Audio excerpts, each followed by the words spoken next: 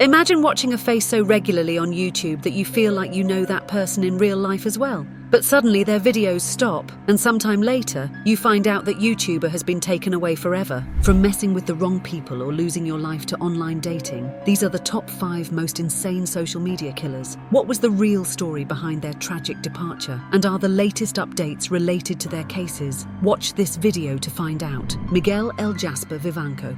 Van a llegar, 1, 2, van a ver cómo está el rival, 1, 2, gancho, volado, se va a caer esto lo que tienen que hacer, van a salir con la mano en alto, cabrones. On November 23rd, a wrapped body was found roadside on a dim road belonging to the Costa Rican syndicate Culiacan. When the officials arrived, they found out that the body belonged to none other than 29-year-old Miguel Vivanco, also known as El Jasper. The victim became famous in Sinaloa when he was featured in videos of Marcos Eduardo Castro, famously known as Marquitos Toys. They would travel around and make vlogs of their daily activities. According to family and fans, Miguel had a heartwarming, humorous personality and would always make everyone laugh, but things were a bit more sinister backstage. Marquitos Toys had allegedly been linked to Los Chapitos, a cartel group from the Sinaloa region. This led many to believe that this group of friends were frontmen for money laundering, and the YouTuber had bit more than he could chew. A few days before this terrible incident, his relatives reported that he had been abducted from his home at the Quila syndicate by armed men. A few days later, the police found his dead body. At the crime scene, the officials found his body covered in a sheet. Underneath, they found he had been handcuffed with a rope and blindfolded with a green ribbon. The police also found shell casings of short weapons as well as an AR-15 nearby. According to the forensic report, the victim was brutally tortured, as suggested by the bruises and the broken teeth. Furthermore, they calculated that he was shot 70 times. As we wait for the authorities to figure out who the culprits are, rumors of it being related to a cartel are on the rise, especially considering that this is the same place where the dead body of a policeman was found a few days earlier. For now, the friends and family of the victim have said their final goodbyes at the cemetery after releasing white balloons in the air. Maria de Rosario Fuentes Rubio. Maria de Rosario Fuentes Rubio was a medical doctor and a citizen journalist who met a tragic fate while trying to make her city a better place. Esa violencia en México hace que surjan iniciativas ciudadanas que también tienen su carga y bien grande de riesgo. She had volunteered as a contributor with Valor por Tamaulipas, which translates into Courage for Tamaulipas. This platform allowed users to file anonymous reports on criminal activity. The doctor used the alias Felina on Twitter to report on cartel activity in northern Mexico. She used to urge the locals to share these crimes and report on them as well. Even during the media blackout imposed by the drug cartels in 2010, she was at the forefront of journalism. Fuentes Rubio actively posted alerts that pinpointed the location of violent incidents in real time. The cartel did not like that, and on October 15, 2014, she was kidnapped in Reynosa, a Mexican border town controlled by the Gulf Cartel. The following day, a picture of her dead body was posted from her Twitter account, Amiute3, which had 9,000 followers at the time, by her killers. They also left a message for the rest of the world, which read, "My life has come to an end today. Don't put your families at risk like I did. I'm sorry. I died for nothing. They are closer on our trail than you think." The Mexican authorities began a search for her body, but it was never found. Now, her legacy remains as citizen journalists are more motivated to bring the truth to light. Mariah M.O. Wilson. Caitlin, I want you to know that I fought for Mo with everything I had that night. From the moment that I got home and started doing chest compressions, which was the longest 10 minutes of my entire life.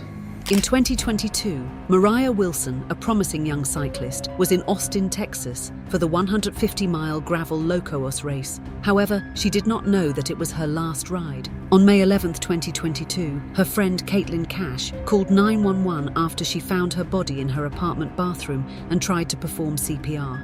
However, it was too late. When the police arrived, they found shell casings inside the apartment. The friend told the authorities that the cyclist had been with her fellow cyclist, Colin Strickland, that evening. She also mentioned that her poor friend entered the apartment around 8:26 p.m. As the investigations continued, the police found that the victim's bicycle had been thrown in the bushes near her friend's apartment. As they watched the tapes from the neighbouring security camera, they found that a black SUV had driven by the apartment right after the victim was dropped off at Cash's apartment. apartment. As Colin was the last person the victim had met, the authorities went to him for inquiry. Hey, so Colin, is that your first name?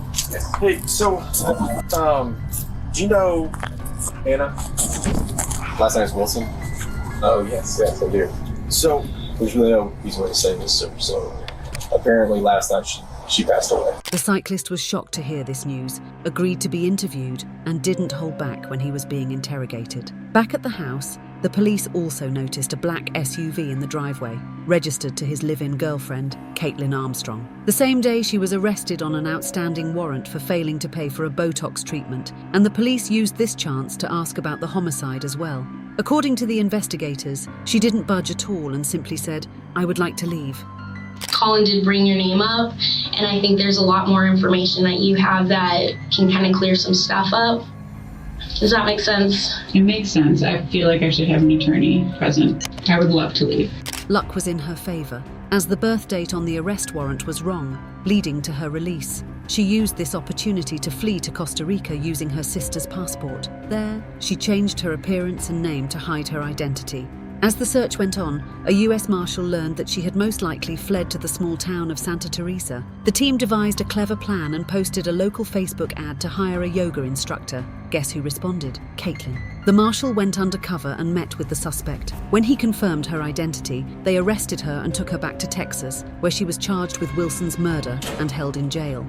We, the jury, found the defendant, Caitlin Armstrong, guilty of the offense of murder. On November 16, 2023, she was found guilty of first-degree murder and was sentenced to 90 years, finally bringing justice to the victim's name, Ingrid Marie Line.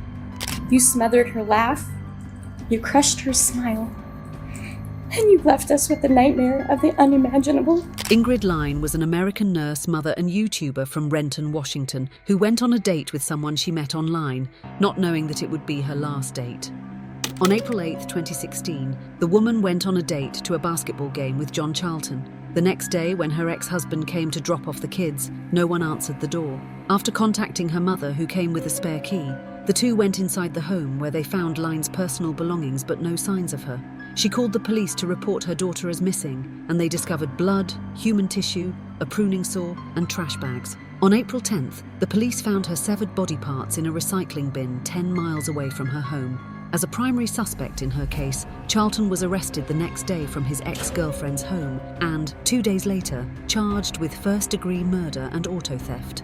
On October 2, 2017, he appeared in King County courtroom, where he pled guilty to all charges against him, including the homicide. He tried to convince the jury that he was a different person, and he regrets the pain and suffering he had caused.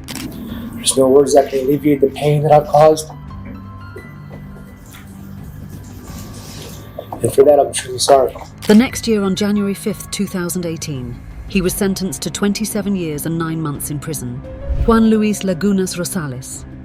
Juan Luis Lagunas was a social media star and YouTuber, also known as El Pirata de Culiacán. He was famous for his partying lifestyle and wild stunts, not aware that his actions might have grave consequences. In one of his last videos, he was seen drunk, but that wasn't unusual. In that specific video, he took a jab at Rubén Oseguera Cervantes, the boss of one of the deadliest cartels, Jalisco Nueva Generación.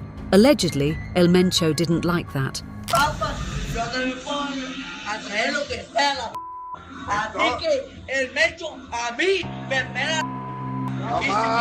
On 18th of December 2017, the 17-year-old was partying with his friends at a bar in Jalisco when a group of armed men rushed inside and opened fire at the YouTuber, who died on the spot. According to the investigations, he was shot around 18 times, and the authorities had only managed to identify him by his tattoos. While the prosecutors haven't convicted El Mencho for this incident, he made it clear that he isn't the one to be messed with. That's it for today's video. What are your opinions on these cases? Will these cartels ever be held accountable? Comment down your thoughts below and give us a like. And as always, stay safe out there.